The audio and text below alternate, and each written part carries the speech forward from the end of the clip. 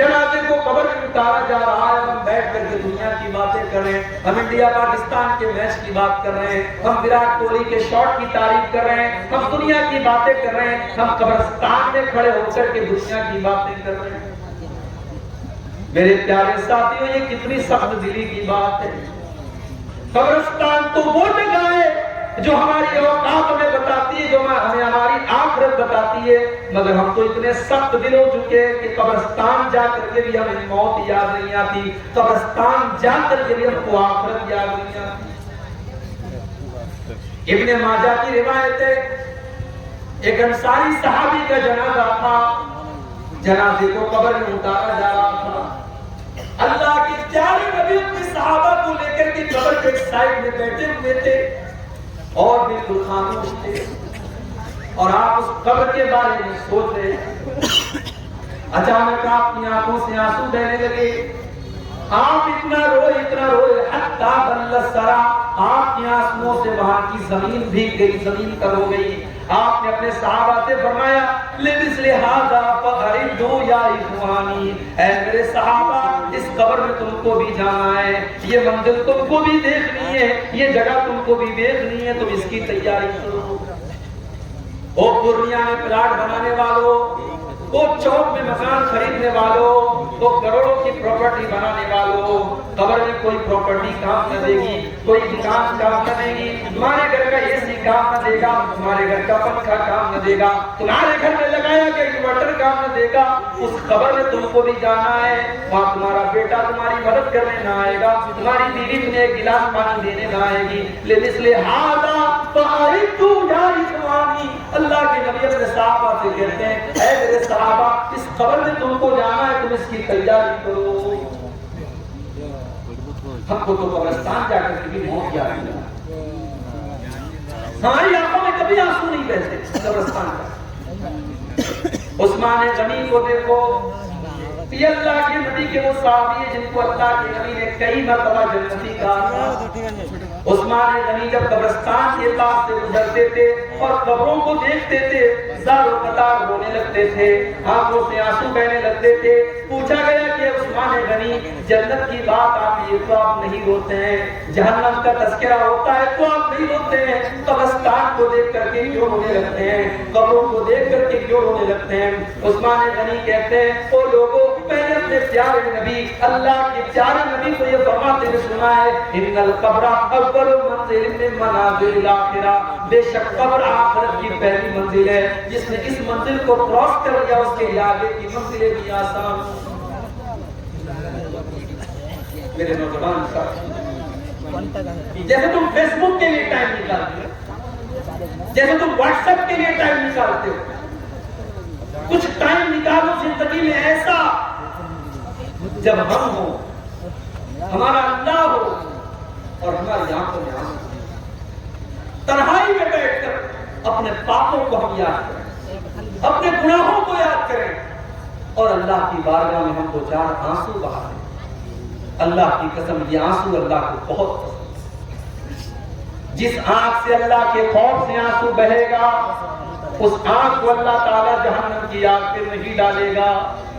اللہ کے پیارے نبی فرماتے ہیں لا یلج النار رجل بکت من خشیت اللہ، جو انسان اللہ کے خوف سے روتا ہے ایسے انسان کو اللہ تعالیٰ جہنم کی آگ میں نہیں ڈالے گا۔ حتی یعود اللبن بالضرع، یہاں تک کہ جانور کے تھن کا دودھ نکل کر کے واپس چلا جائے، جو کہ امپاسبل ہے، اسمبھو ہے، ناممکن ہے۔ جانور کے تھن سے دودھ نکل کر کے تھن میں واپس نہیں جا سکتا۔ جو اللہ کے خوف سے روئے گا، جس کی آنکھوں سے اللہ کے خوف سے آنسو نکلے گا، وہ آنکھ بھی اللہ کے عذاب میں نہیں جائے گی، جہنم میں نہیں جائے گی۔ ایک اور حدیث میں اللہ کے نبی فرماتے ہیں لیس شیء احب الی اللہ من قطرتین، دو قطرے ایسے ہیں جو اللہ کو بہت پسند ہیں، دو قطرے دو بوندیں ایسی جو اللہ کو بہت پسند ہے، قطرۃ دموع من خشیۃ اللہ، ایک اللہ کے خوف سے بہنے والے آنسوؤں کے قطرے، اللہ کے خوف سے جس آنکھ سے آنسو نکل جائے وہ آنسوؤں کے قطرے اللہ کو بہت پسند ہیں۔ وقطرۃ دم تہراق فی سبیل اللہ، اور اللہ کی راہ میں بہنے والے شہید کے خون کی بوندیں اللہ کو بہت پسند ہیں۔ اور اس کے بعد اللہ کے نبی فرماتے ہیں کہ دو نشان اللہ کو بہت پسند ہے، اثر فی سبیل اللہ، ایک وہ نشان ہے جو اللہ کے راستے میں لڑتے ہوئے آنکھ میں لگ گیا، ماتھے میں لگ گیا، پیٹ میں پیٹھ میں لگ گیا، پیٹ میں لگ گیا، وہ نشان اللہ کو بہت پسند ہے۔ وَأَثَرٌ فِي فَرِيضَةٍ مِّن فَرَائِضِ اللَّهِ، اور اللہ کے کسی فریضے کی ادائیگی میں جو نشان پڑ جائے، نماز کا پڑھتے پڑھتے ماتھے پر نشان پڑ جائے، حج کرتے ہوئے پیر میں نشان پڑ جائے، اللہ کے کسی فریضے کی ادائیگی میں کوئی نشان اگر باڈی پر آ جائے، شریر پر آ جائے، وہ نشان اللہ کو بہت پسند ہے۔ اللہ کے خوف سے رونا اللہ کو پسند ہے۔ قرآن کا 16واں پارہ اٹھاؤ، سورہ مریم کی آیتیں ہیں۔ اللہ نے بہت سارے نبیوں کا ذکر کیا، اللہ نے زکریا علیہ السلام کا ذکر کیا، یحییٰ کا ذکر کیا، اللہ نے موسیٰ کا ذکر کیا، عیسیٰ کا ذکر کیا، اللہ نے ابراہیم کا ذکر کیا، اللہ نے ادریس کا ذکر کیا، اللہ نے اسماعیل کا ذکر کیا، اللہ نے نوح علیہ السلام کا ذکر کیا، اللہ نے بہت سارے نبیوں کا ذکر کرنے کے بعد فرمایا اذا تتلا علیہم آیات الرحمن خروا سجدا وبکیا۔ او لوگو، یہ ہمارے پیغمبر تھے، یہ ہمارے نبی تھے، یہ ہمارے رسول تھے، جب ان کے سامنے اللہ کی آیتیں پڑھی جاتی تھی یہ سجدے میں گر جاتے تھے اور رونے لگتے تھے۔ او لوگو، آج ہماری آنکھوں سے آنسو کیوں نہیں آتے ہیں؟ ہماری آنکھوں سے آنسو کیوں نہیں آتے؟ کیونکہ دل سخت ہو چکے۔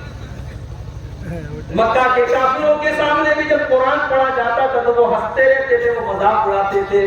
اللہ نے فرمایا أَفَمِنْ هَذَا الْحَدِيثِ تَعْجَبُونَ، او لوگو، اس قرآن کو جب پڑھا جاتا ہے تو تمہیں بڑا تعجب ہوتا ہے۔ وَتَضْحَكُونَ وَلَا تَبْكُونَ، تم ہنستے رہتے ہو، تم روتے نہیں ہو۔ وَأَنْتُمْ سَامِدُونَ، تم تو ہنسی مذاق کرتے ہو۔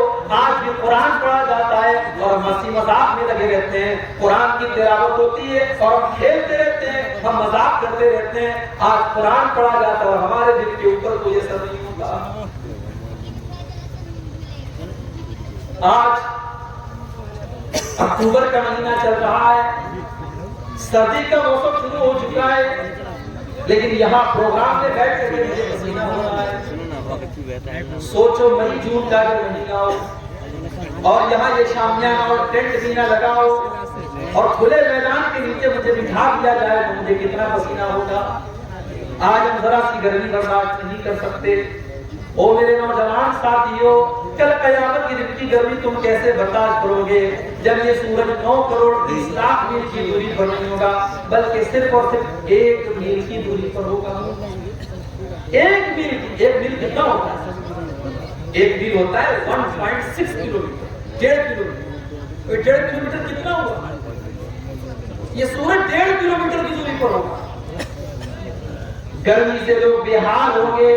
اللہ تبارک و تعالیٰ اپنے کچھ اسپیشل بندوں کو، اپنے کچھ خاص بندوں کو اپنے عرش کا سایہ دے گا، ان کو گرمی نہیں لگے گی، ان کو دھوپ نہیں لگے گی، ان کو پسینہ نہیں ہوگا۔ کون ہوں گے وہ اسپیشل بندے؟ اللہ کے نبی فرماتے ہیں وہ 7 طریقے کے لوگ ہوں گے، اس میں ایک وہ نوجوان بھی ہوگا، اس میں وہ ایک لڑکی بھی ہوگی، وہ ایک لڑکا بھی ہوگا، وہ ایک انسان بھی ہوگا۔ وَرَجُلٌ ذَكَرَ اللَّهَ خَالِيًا فَفَاضَتْ عَيْنَاهُ، جس نے تنہائی میں اللہ کو یاد کیا ہوگا، جس نے اکیلے میں اللہ کو یاد کیا ہوگا اور اس کی آنکھوں سے آنسو بہنے لگے تھے۔ ہماری آنکھ سے تو آنسو نہیں بہے۔ ہم تو کبھی رات کو تنہائی میں بیٹھتے بھی ہیں تو یوٹیوب چلا رہے ہیں، کیا دیکھ رہے ہیں اللہ جانتا ہے۔ اب تو گناہ آسان ہو گیا نا۔ پہلے لوگوں کو ٹی وی لگانی پڑتی تھی، سی ڈی لانی پڑتی تھی، کمرہ بند کرنا پڑتا تھا۔ اب تو سب کے پاس موبائل ہے، بوڑھے کے پاس، جوان کے پاس، لڑکے کے پاس، لڑکی کے پاس۔ اب کون نظر رکھے گا بھائی؟ اب تو بس ایک ہی کیمرہ ہے جو آپ کے اوپر نظر رکھتا ہے اور وہ کیمرہ ہے اللہ کا کیمرہ۔ کیمرے میں سب ریکارڈ ہو رہا ہے کہ رات کو 12 بجے آپ کے موبائل میں کیا دیکھ رہے ہیں آپ نے ہسٹری ڈیلیٹ کر دی، آپ نے موبائل سے ثبوت مٹا دیا، مگر اللہ تعالیٰ کے جو ثبوت ریکارڈ ہو رہا ہے وہ تو نہیں مٹے۔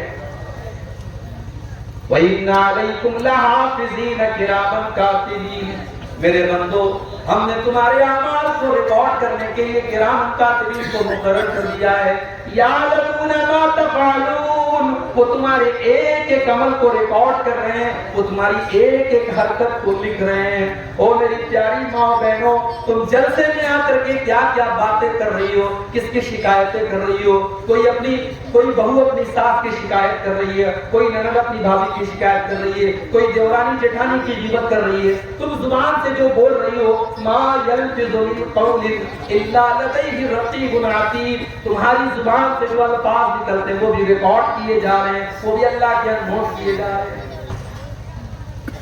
تو ہم تو تنہائی میں بیٹھتے کبھی اللہ کو یاد نہیں کرتے، ہم تو گناہ کرتے ہیں، تو اللہ کو ناراض کرتے ہیں۔